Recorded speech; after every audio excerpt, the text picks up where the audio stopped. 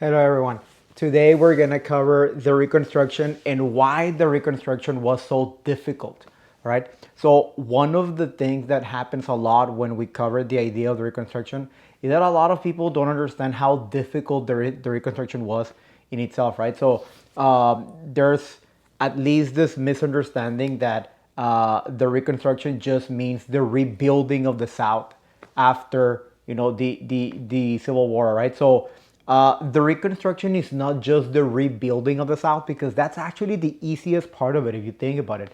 You just need to pour money and time into it, right? But when we talk about the Reconstruction, we're really talking about the reintegration of the southern states into the Union and defining what is the role of the freedmen in the American society. All right. So I think a lot of people don't understand how difficult this process was.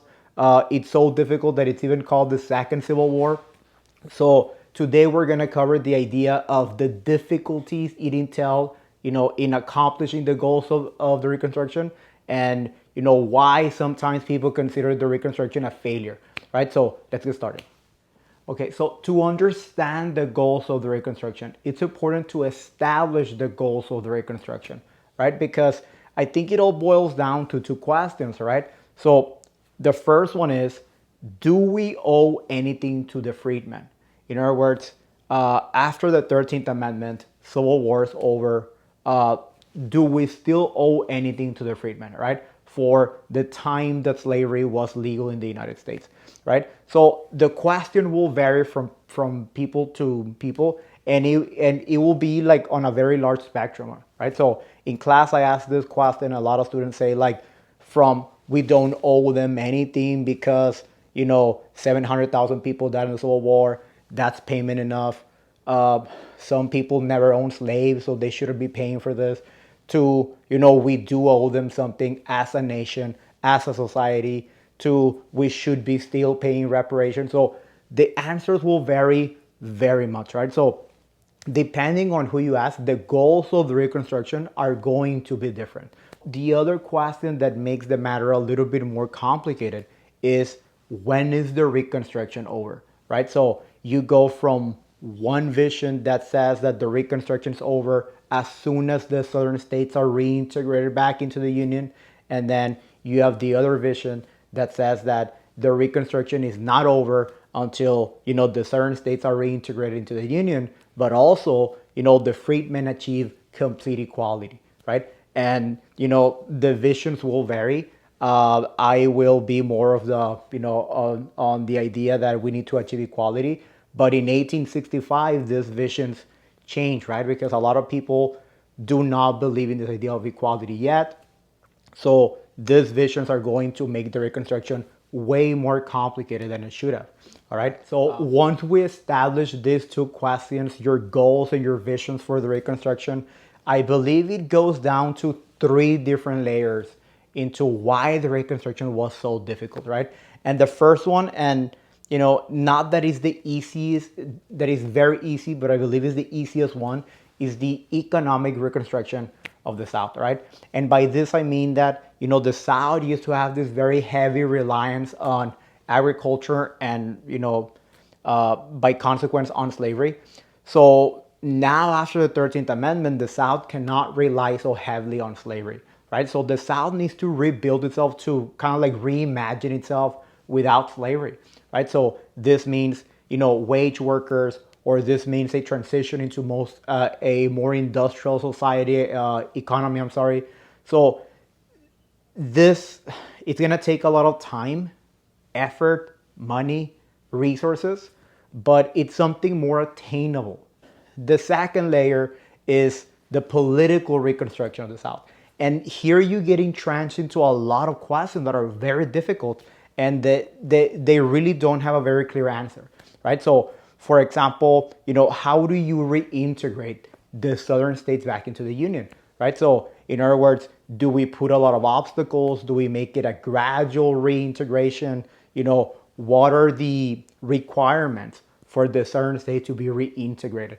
All right. Are they going to be able to create their own legislature? Are they going to be able to self-govern? When are they going to be able to self-govern? Are they going to be able to, to choose their own representatives? So these questions become a little bit more complicated, right? Because I guess, one just thinks, well, they're going to be reintegrated as soon as they comply with certain requirements. But then you start wondering, are they going to be able to make their own laws, self-govern, recreate themselves exactly they were in the antebellum South, this pre-Civil War South? So are we going to be allowing these things or not? All right, so it starts becoming a little bit more complicated. And then the second part of it is, what do we do with the Confederate officers, right? These people that, in many ways you could argue they committed treason, that, they, gauge war against the United States. So what do we do? So what Lincoln proposes is basically winning the peace, right? It's basically the idea of a peaceful reconciliation, a fast reintegration. So rather than having a more tension, a more contentious future, we have a more, kind of like a friendly future, right? So there's obviously a group of people that don't like the idea of 700,000 people dying in the Civil War and then nobody goes to jail, right? Nobody, pays the price for this. If I'm not mistaken, Jefferson Davis is arrested but is later released. Alexander Stevens is jailed but later released. Most of the Confederate officers, nothing happens to them, or all of the Confederate officers, are pardoned, nothing happens to them, either by Johnson or one way, shape, or form. But really, there's no punishment for the South, or at least for these Confederate officers, right? But there is a faction of the North that really wants to punish the Southerners, right? That they see as, you know, 4 years of war, 700,000 casualties. Someone needs to pay for this, right? And, winning the peace meant no one will pay for it, right? It's going to be more of a moving forward with a nation without slavery, and let's put the past in the past, right? So that's one vision of it. But the other vision is, some people should have been paying the price, right? Some people should have been, getting their land confiscated, or some people were asking for jail time. Some people were calling for exiles. All the different types of punishment, right? That are not going to happen, right? But it's gonna create this contentious environment. And the reality is that this is very difficult because there is no clear answer as to what is the right thing to do, right? Do you want to win the peace, or do you want to have someone pay the price for what happened, right? So there's no clear cut answer.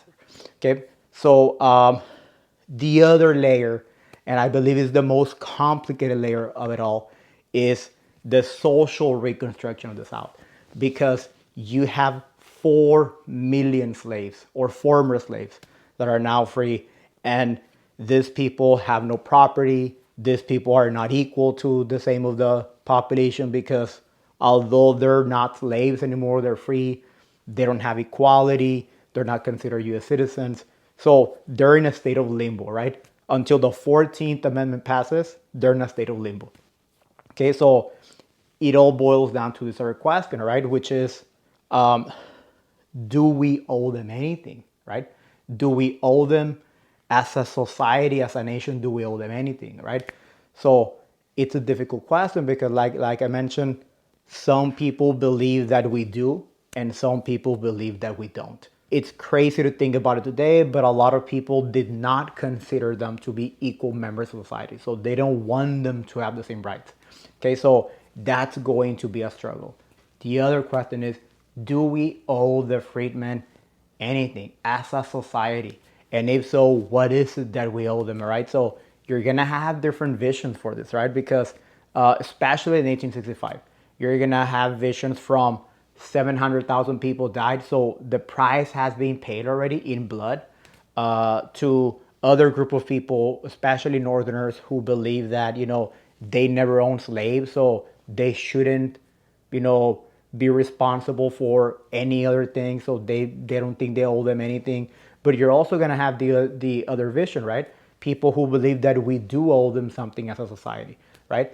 And exactly what we owe is also a different conversation, right? Because you go from land, you go to reparations, to property, to many other things, right? Because these are difficult, conversations, right? So, all of this is making the reconstruction very difficult, all right? Because the questions become complicated when you say, all right, we owe them land. Where do we get the land from, right? And the most common answer is, well, from slave owner property. And, Sherman Field Order 15 tried to tackle that, but, Johnson blocked it, right? So that would have been a good solution, but it didn't happen, all right? Reparations, right?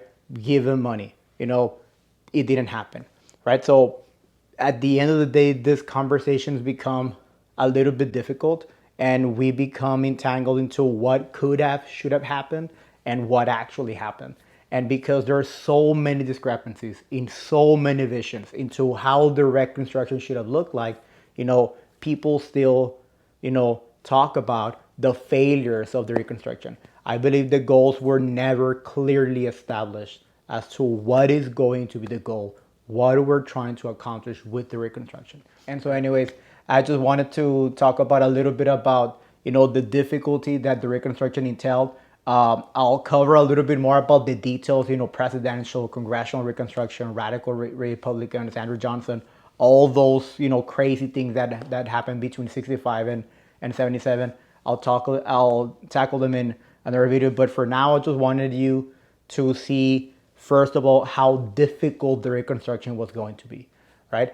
And I believe because the goals were never clear, or at least we never all agreed on the same goals, we were always going to consider this a failure, right? Because, we don't all want the same things. And the things that happened left some people very unhappy, and some people, don't think it's enough. All right. So, but just bear in mind how difficult the Reconstruction is, right? Depending on your visions, depending on what do you think should have happened, you're gonna see the Reconstruction as one thing or the other, right? So let me know what you think, guys. What should have been the things, the goals that should have been happen, but also what was the most practical thing? What was the most practical thing for it to happen, right? So let me know what y'all think. I'll see you guys around and be safe, okay? See you.